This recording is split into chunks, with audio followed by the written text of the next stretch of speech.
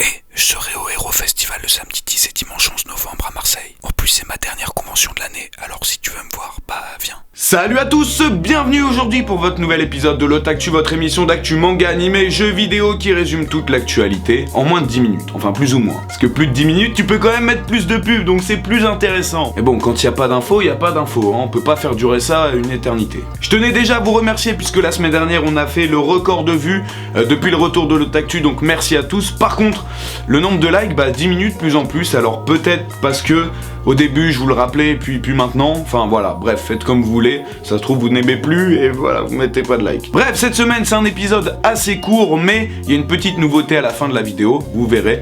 Otaktu, c'est parti.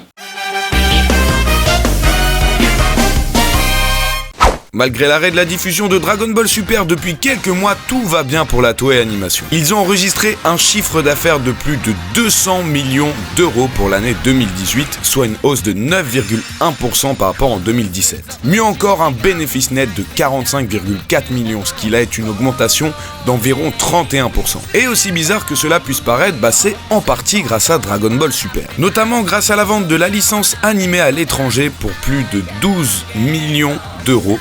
Mais surtout avec une vente au total pour la licence, donc qui englobe un petit peu tout, de 33 millions d'euros. À titre de comparaison, One Piece sur cette même année est à 20 millions d'euros. On doit ce résultat favorable aussi notamment grâce aux jeux mobiles, Dragon Ball Dokkan Battle ou Dragon Ball Legend, l'augmentation des ventes de licences très important en Chine, et le seul endroit où il y a eu une petite baisse de 8,2%, c'est sur les ventes de marchandises, donc les goodies, les CD et les produits dérivés. Ça s'élève quand même à 16 millions d'euros. On retiendra donc que peu importe ce qu'on nous donne avec Dragon Ball Super, on continuera à en bouffer et à dépenser pour cette licence. Et je peux vous dire que la Toei doit se frotter les mains d'avance avec la sortie du nouveau film Broly et la reprise de l'anime en 2019. Souvenez-vous, il y a quelques mois, nous apprenions la sortie d'un nouveau film live pour Shingeki no Kyojin. Et tout le monde s'est un peu chié dessus, franchement, parce que quand on voit ce que ça a donné il y a quelques années avec le trailer qui passe... Bref, une nouvelle rassurante, puisqu'on a appris que Andy Muschietti sera le réalisateur de ce film. Andy Muschietti, c'est l'homme qui a fait notamment ça, ou Hit en version originale, vous savez, le film avec le clown là. Et c'était un film quand même assez stylé, et surtout horrifique, avec pas mal de jumpscares. Et donc on aura peut-être moyen d'avoir cette adaptation de Shingeki en mode, très horrifique, vous savez, style film d'horreur. Alors on ne sait toujours pas pour le moment si le film adaptera le manga, ce qui me paraît très peu probable, à moins qu'on fasse plusieurs films, ou une histoire originale dans l'univers de celui-ci. En tout cas, je vous tiens informé de l'avancée du projet.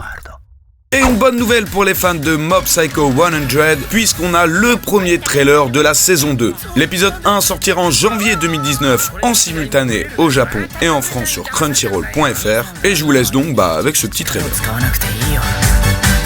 要するにみんなの話題についていけてない超能力程度でそんなのあるわけないよはぁモブ君に彼女ができただえ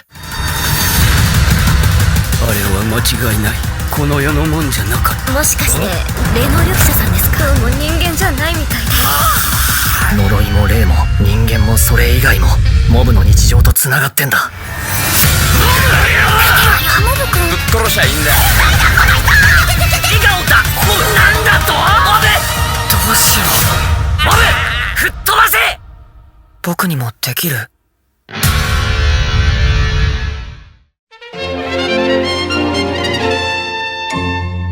Dans l'actu manga, c'est encore Delcourt Tonkam qui parle d'une réédition, et cette fois-ci c'est Amer Béton qui sortira en un seul tome. Celui-ci comportera 622 pages et sera vendu pour le prix de 30 € en janvier 2019. Bon, pour la faire rapide, Amer Béton c'est l'histoire de deux orphelins. Ils sont dans un quartier défavorisé, pauvreté, corruption, violence, yakuza, et ces deux petits gars décident de faire face à un groupe de yakuza qui veut dominer la ville. D'ailleurs si ça vous intéresse, c'est aussi un film qui était sorti en 2006. Sinon on sait que le premier manga de Koei Horikoshi, mangaka de My Hero Academia, sortira chez les éditions Kiun le 3 janvier 2019. En thème de sortie cette semaine, le premier tome de Sword Art Online Ordinal Scale chez les éditions Ototo, le premier tome tome de l'édition Deluxe de Blame qui sort chez les éditions Glénat au prix de 15€. Et en parlant de Blame, on a aussi la sortie en parallèle du premier tome de Apozyms qui est fait par le même mangaka. On se retrouve donc sur l'astre géant nommé Apozyms, du même nom que du manga, où le trio Ao, Biko et Essero ont sauvé une fille étrange qui est poursuivie par des soldats de l'Empire de Libedoa. Reconnaissante, celle-ci va leur confier un code secret et 7 projectiles qui vont être capables de bouleverser la face du monde. Ce récit de science-fiction et dark fantasy contemporain peut être une bonne porte d'entrée dans les œuvres de Nie Tsutomu, accessible aussi bien pour les nouveaux que pour les anciens.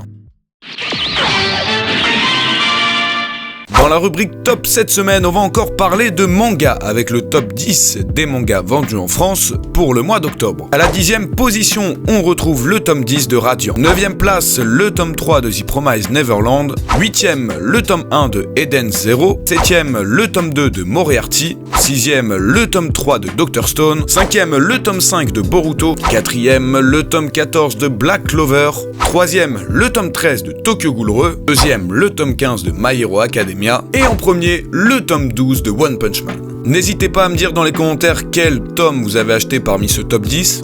Et vous le savez bien que je m'en fous, mais bon, c'est pour le référencement. Alors j'ai sélectionné 5 commentaires sur la précédente vidéo dans lesquels je vais répondre dans celle-ci. C'est quelque chose que je ferai quand les épisodes seront assez courts, qu'il n'y aura pas énormément d'infos, je répondrai à vos commentaires. Alors soyez créatifs. Zawarudo qui dit qui est pour un Jojo dans Jump Force. Alors normalement c'est sûr et certain qu'il y aura un Jojo dans Jump Force. Au moins je pense que ce sera peut-être Jotaro. Mais bon, dans tous les jeux crossover du Jump on a toujours eu un Jojo. En plus là il y a la partie 5. Donc c'est sûr, peut-être au moment où vous voyez cette vidéo ça a même déjà été annoncé, puisqu'on n'a pas eu d'infos sur Jojo la semaine dernière, sur Jump Force pardon. Gaëtan Sensei qui dit lâchez vos persos préférés dans les coms, je m'en fous un peu, c'est pour le référencement. Et vous avez été nombreux à écrire pour le référencement dans les commentaires. Donc merci à vous, je pense que ça a boosté. Et voilà, continuez. Hashtag référencement. Corentin Lecoutre qui nous dit le retour des Candy-san, ce serait cool avec ton frère. Alors je t'avoue qu'un retour des vidéos Candy-san, c'est pas prévu sur la chaîne. Et voilà, du fait que je faisais cette vidéo avec ma soeur à l'époque, et puis maintenant elle a déménagé, faut que j'arrête avec ça, vas-y. Je suis très mauvais pour raconter de fausses histoires. Non bref, je pense que le dégustation Candy-san c'était sympa, mais maintenant c'est du passé.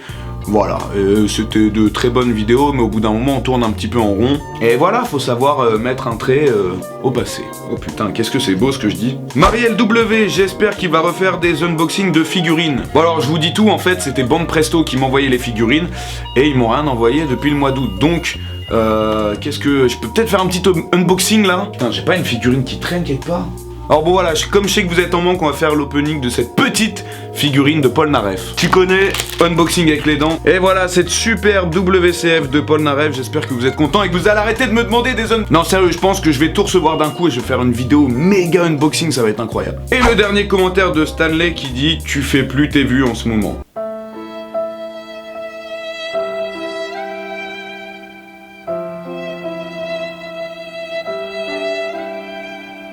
Voilà, c'est fini pour cette semaine. Encore un grand merci aux tipeurs qui me soutiennent. Toujours pas de page YouTube, j'ai beau le dire dans toutes les vidéos, vous continuez à le demander dans les commentaires, vous me rendez fou. N'oubliez pas de me suivre sur les réseaux sociaux, je vous dis à ce week-end pour ceux qui sont à Marseille pour le Hero Festival. Et à la semaine prochaine, mercredi 18h pour un nouvel épisode. Jana!